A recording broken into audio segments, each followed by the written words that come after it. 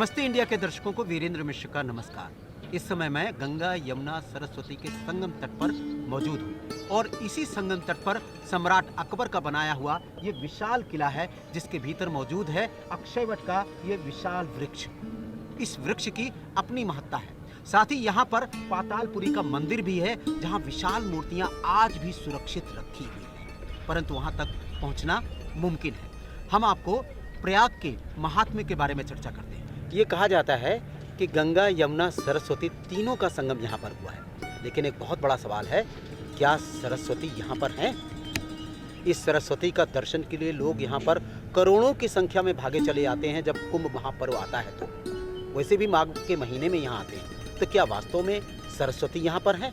ये बहुत ही बड़ा सवाल है और इस सवाल को लेकर के हम आज बात कर रहे हैं डॉक्टर ब्रह्मानंद शुक्ल से।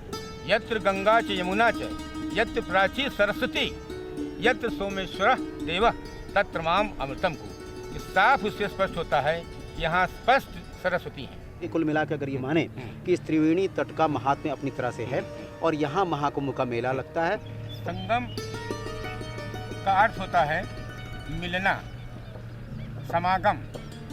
गंगा यमुना सरस्वती तीनों का मिलन होता है, जिसको कालिदास संस्कृत सर्वश्रेष्ठ कवि ने सन्निपात कहा है। समुद्र पत्नी और जल सन्निपात की, समुद्र की पत्नियों गंगा यमुना को कालिदास ने समुद्र की पत्नियां कहा है और संगम के स्थान पर सन्निपात कहा है। तो संगम में विश्व प्रसिद्ध परम पवित्र दोनों नदियां और ज्ञान की सरस्वती मिलती हैं। इसके लिए इसका महात्म्य, गंगा का महात्म्य अलग, यमुना का अलग, सरस्वती का अलग, लेकिन तीनों इकट्ठा जहाँ हो जाएं, जहाँ त्रिदेव इकट्ठा हो जाएं, तो फिर उसकी बात ही क्या है।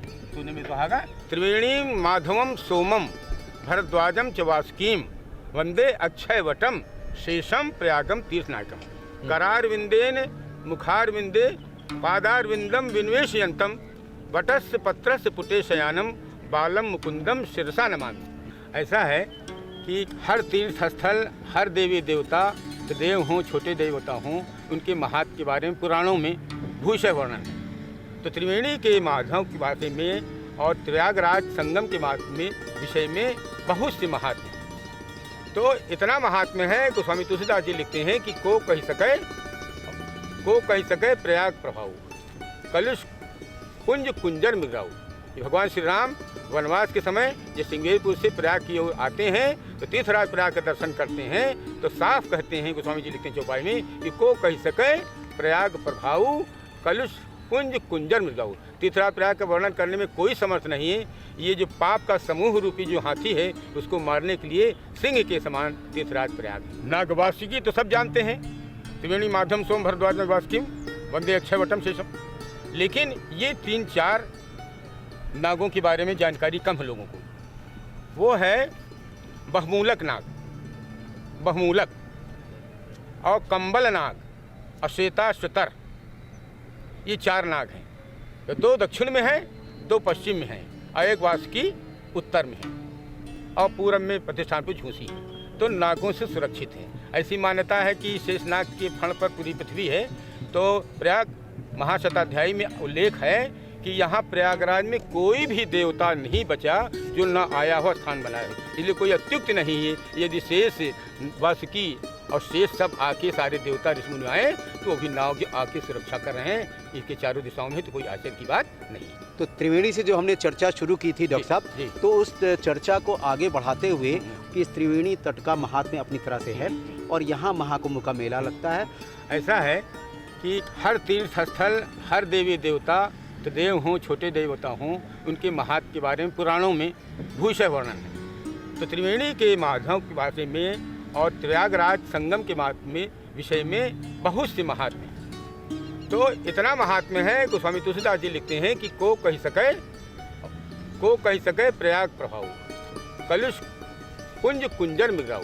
भगवान श्री राम वनवास के समय ये सिंगेरपुर से प्रयाग की ओर आते हैं, तो तीर्थराज प्रयाग का दर्शन करते हैं, तो साफ कहते हैं गोस्वामी जी लिखते हैं चौपाई में कि को कही सके प्रयाग प्रभाऊ कलुष कुंज कुंजर मृगाऊ। तीर्थराज प्रयाग का वर्णन करने में कोई समर्थ नहीं है।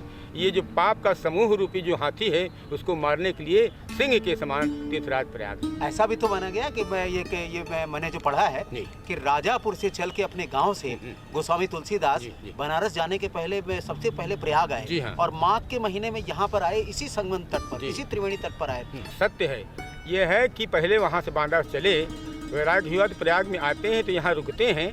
तो ऐसा उल्लेख गीता प्रेस से प्रकाशित श्री रामचरितमानस की भूमिका में है कि यहाँ पर भरद्वाज याज्ञवल्क्य मुनि जी का दर्शन होता है।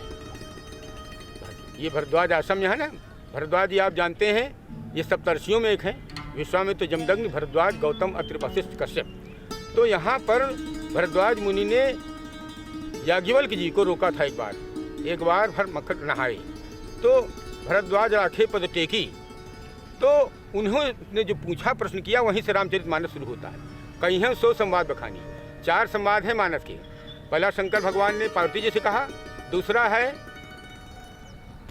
काकभूषण जी ने गरुड़ जी को सुनाया, तीसरा है याज्ञवल्क्य जी ऋषि ने भरद्वाज सुनाया, चौथा है गोस्वामी तुलसीदास जी ने अपने मन को सुनाया।